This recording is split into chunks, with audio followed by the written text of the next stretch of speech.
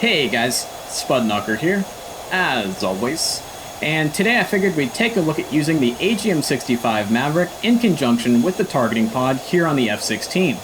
Now on Twitter and in my Discord community, I've seen a lot of people are having a lot of trouble with using the targeting pod to actually hand off targets to their Maverick, and they have issues with the Maverick seeker head and the targeting pod looking in two different places, issues with actually handing off targets from the pod to the Maverick, issues with the Maverick not automatically locking on in auto mode, and not knowing whether to use auto mode or manual mode for the specific situation that they're in.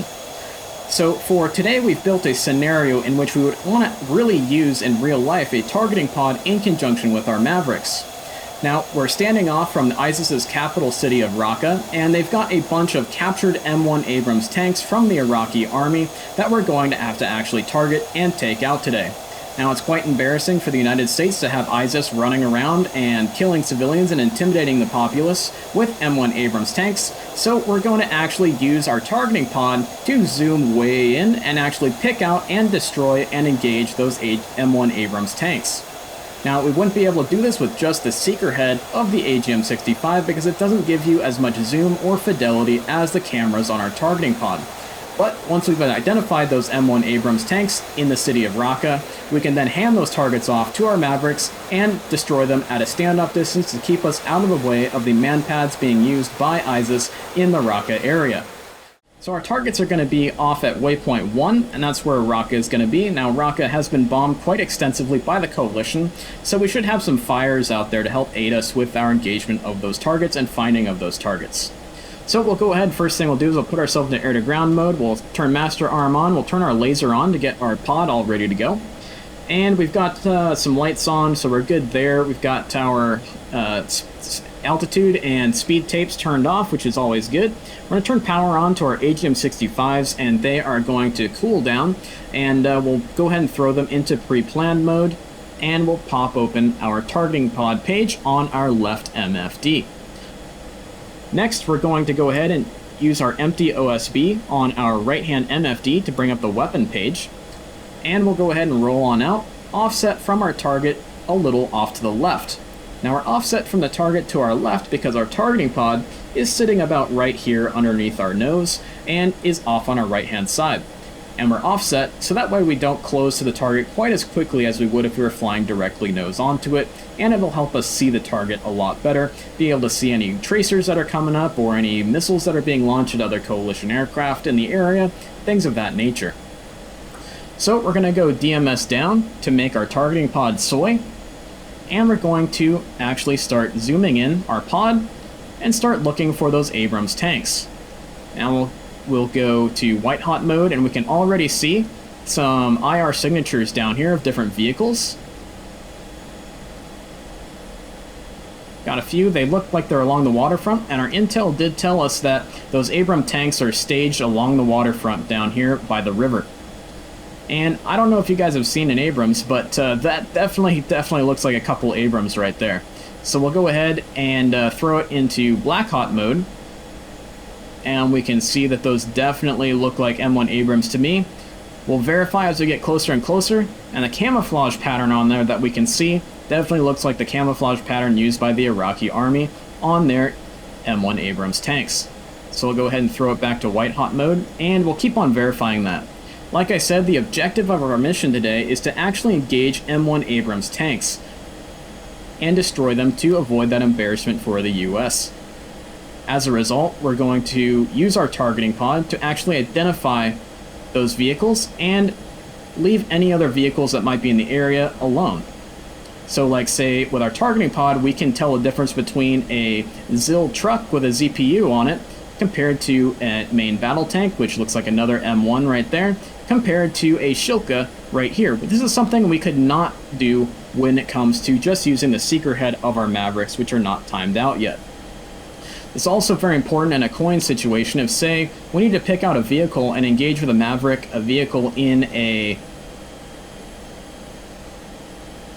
street or something between a bunch of buildings. Oop, looks like we're getting masked by this cloud right here. That happens. And so our Maverick seeker head would have a really hard time picking out a vehicle, say, on this street between all these tall buildings. So it's always a good idea to use a targeting pod to pick things out, especially in a highly dense situation such as in Raqqa here. Now, to make it a little bit easier on us, we do have our M1s down by the river here. So if ISIS was smart, they would have hidden them in the city, but they're not very smart, are they? So we'll go ahead and come off to the left-hand side a little bit more. And we're going to go ahead and place it into auto mode. And that way the pod will automatically hand off the target to the AGM-65. The AGM-65 will attempt to automatically lock up the target, and then we'll be able to press the weapon release button and launch the weapon. So first we'll engage in auto mode, and that will allow you guys to see how that works, and then we'll engage in manual mode and show you guys how that works as well. Now with auto mode, you may want to use that to very quickly and effectively get off a Maverick shot with less man-in-the-loop situation. Everything's more automated, but if you want to be more man-in-the-loop and make sure, absolutely certain, that your Maverick is slewing to the exact correct target you want, you may want to go manual mode and manually cue the missile to lock it up. Other than that, there's not a whole lot of difference. So we'll go ahead and extend from the target off to the east here, and then we will come back around and engage those targets again. Getting a little bit of masking in our sensors by these clouds. Not too worried about these clouds. We know that we're pretty much the only coalition aircraft in the area.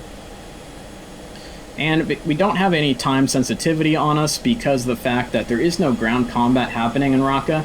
It's just simply us out here looking and hunting for Abrams tanks.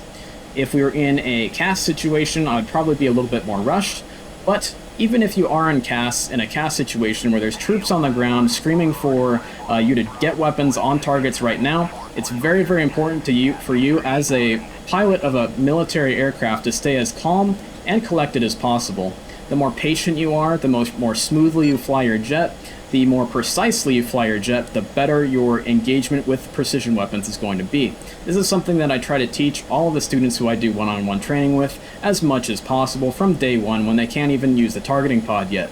It's always about smooth flying, maintaining altitudes, maintaining airspeeds, all that kind of stuff. It's really, really going to help you when it comes to actually engaging with any kind of precision weapon.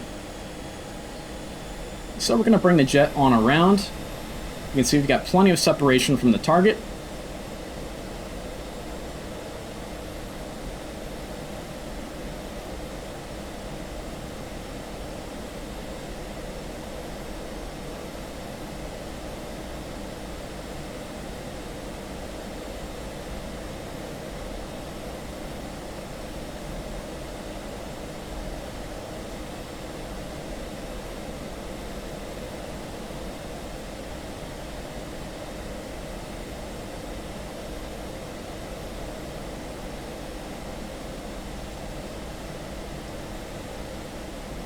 And we can see our target's a bit masked by some smoke down there, so that doesn't help our situation. But we'll continue at a higher altitude, so we'll level off, and we'll bring ourselves down in a bit of a steeper angle to get ourselves over the smoke. So we've got our targeting pod is soy, so we're going to go TMS forward long, and that will command a handoff. And we can see that our crosshairs already collapsed after that TMS long push, and we can launch that missile whenever we're ready to. So we've got a steep enough angle here that the Maverick is now looking over the top of the smoke. And we'll go ahead and rifle that missile off. Now we'll come off to the left-hand side of the target area, so that way we don't mask our pod.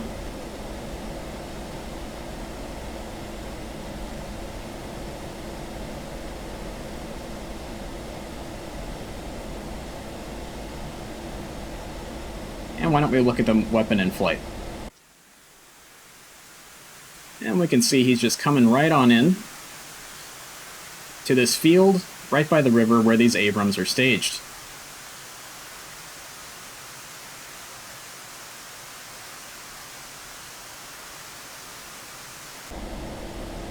And shack.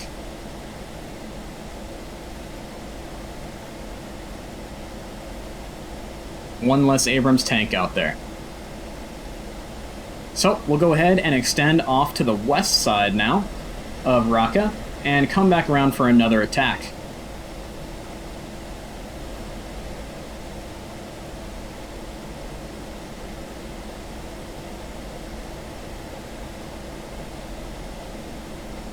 And then we'll come around to the right hand side so that we don't mask our pod. And we can be able to see our targets and queue up another target while we're simultaneously flying away from it and offset from it using our targeting pod. So for this next engagement, why don't we go ahead and throw it over into manual mode and show you guys how to use the AGM-65 in conjunction with a targeting pod in manual mode. The switchology is a little bit different, but it's really not that bad. And you guys could see as we were engaging that target that the symbol for the location where the targeting pod was looking and the location where the Maverick was looking are offset from each other just a little bit. They are in fact looking in the same spot, and you get that's evidenced by the fact that our missile hit the exact target we were looking at through our targeting pod. But other than that, it's so that the symbols are not stacked on top of each other and that the pilot can actually see where his different weapons are looking. And as you can see now, we got a circle for our Maverick sensor point is now come back to our HUD and is now more or less bore-sighted.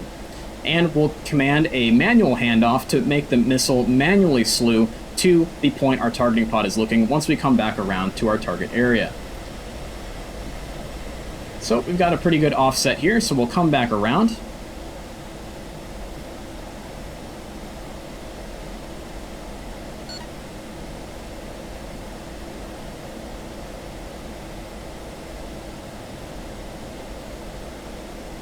Now, if you watch my previous Maverick video, you'll know that the ability of the Maverick to keep a single point and track that single point as you're maneuvering is a little bit degraded compared to the targeting pod. So when you're in manual mode, you'll have to queue maybe a couple manual handoffs in order to get the Maverick onto the exact point you want it to be looking at. And this is also one of the reasons why the Maverick does not automatically lock up a target. It's a man-in-the-loop kind of process that means you have to go soy DMS down to make the Maverick the soy and command a manual lock-on. And so we can see that it is looking the same spot. Zoom our pod in a bit. So we've definitely got an M1 queued up. And we'll go TMS forward long to initiate another handoff. And we can see our crosshairs are fully uncollapsed, and that is simply because the weapon has not been able to lock on. We'll increase the FOV and we'll go TMS down to tell it to stop trying to lock on. And we can see we now have the weapon looking directly at the Abrams tank we wanted to look at. If we pull back the zoom on the targeting pod, we can see it's on the left between two M1 Abrams, and we can see in the Maverick screen it's on the left between the two Abrams. So we'll push the nose down, and we can see that those two symbols are not stacked on top of each other, just like they were in the past run. And with the soy on the Maverick page, we're going to go TMS forward to command a manual lock-on, the crosshairs collapse, and rifle.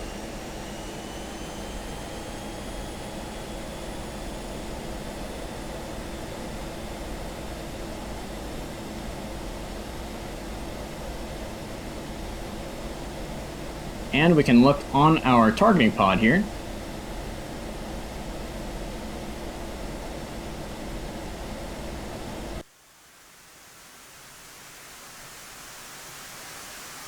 can see our weapon is heading for that exact target that it locked onto.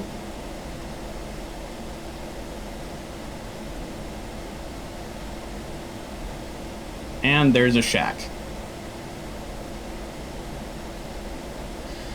So one thing that I have noticed in my playtime while using the targeting pod in conjunction with the Maverick is things will not work quite as smoothly and quite as easily when you are maneuvering the jet very, very quickly and very hard right on top of the target.